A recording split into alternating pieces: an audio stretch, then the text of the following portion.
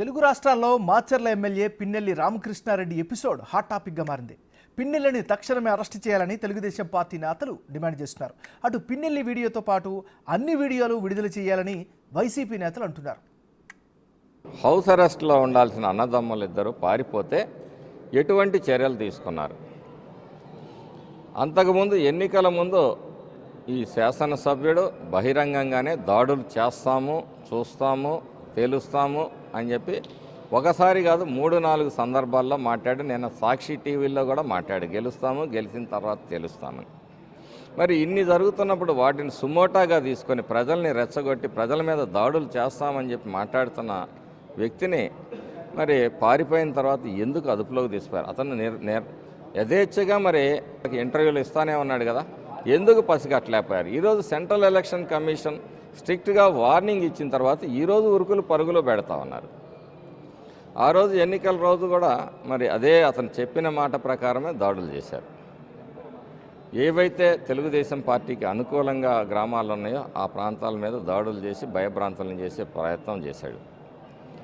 ఇది పూర్తిగా ఆయన ఎమ్మెల్యేగా ఉన్నప్పుడు అక్కడ ఎస్ఐల్ని, సిఐల్ని, డిఎస్పీని తనకు అనుకూలమైన వాళ్ళని వేయించుకొని 5 ఏళ్లుగా అరాచకాలు ఈ విధంగానే చేశాడు. ఇతని ప్రతి ఎన్నిక కూడా ఇదే విధంగా భయభ్రాంతుల్ని చేసి రిగ్గింగులు చేసుకుంటూ గెలిచేదాడు. ప్రజాభిమానంతో మాత్రం గెలవలేదు. ఈరోజు మనం చూస్తున్నాం ఈ రాష్ట్రంలో ఎన్నికల వారమైనా కూడా ఎన్నికల ముందు కన్నా ఇంకా ఎక్కువ హడావిడి, ఎక్కువ గొడవలు, ఎక్కువ రౌడీయిజం, ఎక్కువ దాడులు రకరకాలుగా ఈ రాష్ట్రంలో చూస్తుంటే అసలు ఇంకా వారం తర్వాత రిజల్ట్ వచ్చాక ఈ రాష్ట్ర పరిస్థితి ఏంటి అనే విధంగా చర్చానీయాంశంగా బ్రేకింగ్ న్యూస్, ఎప్పుడు ఏ బ్రేకింగ్ వస్తుందో తెలియని పరిస్థితుల్లో ఆంధ్ర రాష్ట్ర ప్రజలు ఉన్నారు, ఆంధ్ర రాష్ట్రం ఉంది. దానికి కారణమైన వ్యక్తులు మాత్రం ఎవరు ఎన్ని చెప్పినా మేమైతే ఒకటే చెప్తున్నాం, దీనికి ఎంత కారణం సిఎస్ జవహర్ రెడ్డి గారు మాత్రమే.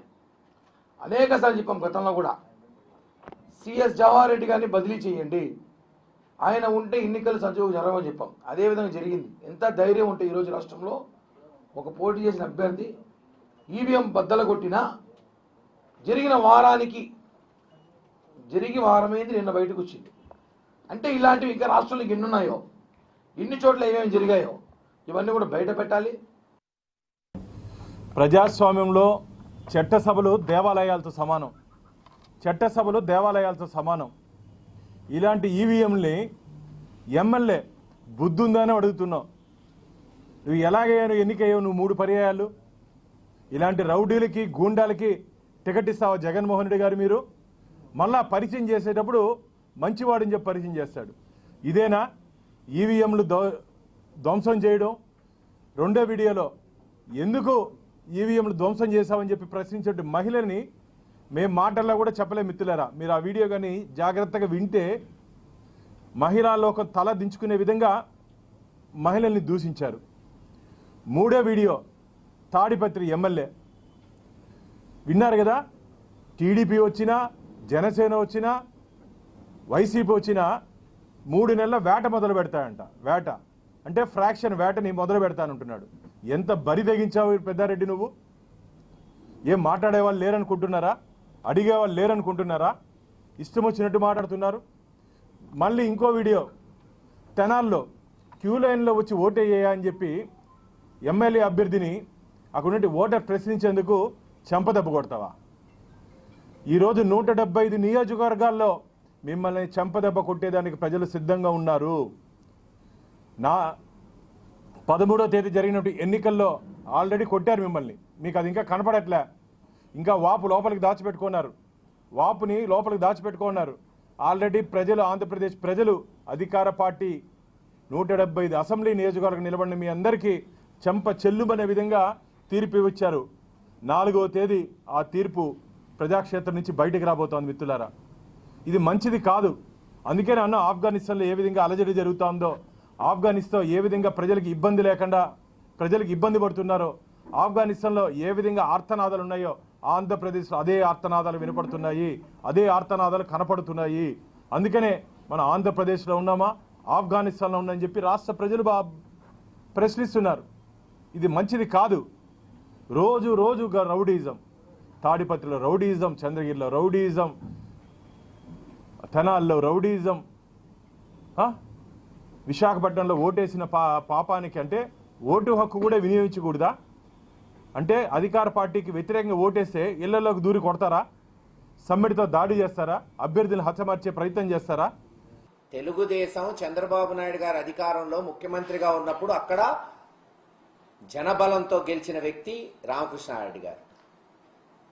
ఎటువంటి తప్పులు లేకుండా సక్రమంగా జరిగినప్పుడే ప్రజాబలంతో గెలిచాడు.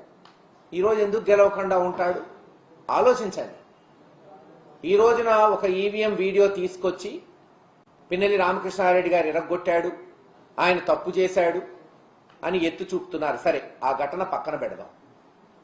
ఎలక్షన్ కమిషన్ వారు దాదాపు 7-8 చోట్ల ఈ ఈవీఎం మెషిన్లు ఎరగొట్టారు, వాళ్ళ మీద కేసులు పెట్టాము అని చెప్తున్నారు. మరి ఆ వీడియోలు ఎందుకు బహిర్గతం చేయట్లేదు? ఎందుకు ఒక్క వీడియోనే బయటకు వస్తుంది? ఎందుకు తెలుగుదేశం ఎరగొట్టిన వీడియోలు లేదు? అన్నీ ఏది అయితే కంప్లైంట్స్ వచ్చినాయో ఇటు వైఎస్ఆర్సీపీ తరఫున కావచ్చు, అటు టీడీపీ తరఫున కావచ్చు, ఎందుకు ఆ వీడియోలు మీరు బహిర్గతం చెయ్యరు? అసలు వీడియో కెమెరాలు పెట్టింది ఎందుకు? బూతుల్లో ఏమన్నా తప్పులు జరిగితే తెలుసుకోవడానికి. ఆ తప్పులు జరిగినాయని గత 10 రోజుల నుంచి ఘోషిస్తున్నాం వైఎస్ఆర్సీపీ నాయకులు. ఉదాహరణకి పోనీ మాచర్ల నియోజకవర్గమే తీసుకుందాం. తుమ్మురుకోడు గాని, వెల్దుర్తి గాని, చింతపల్లి గాని, వేపకంపల్లి గాని, ఒప్పిచెర్ల గాని రిగ్గింగులు జరిగినాయి. అక్కడ ఏజెంట్లను లాగేశారు, క్లియర్ గా కనపడుతున్నాయి. ఈరోజు కొంతమంది వైఎస్ఆర్ నాయకులు ఆ వీడియోలు చూపెట్టారు.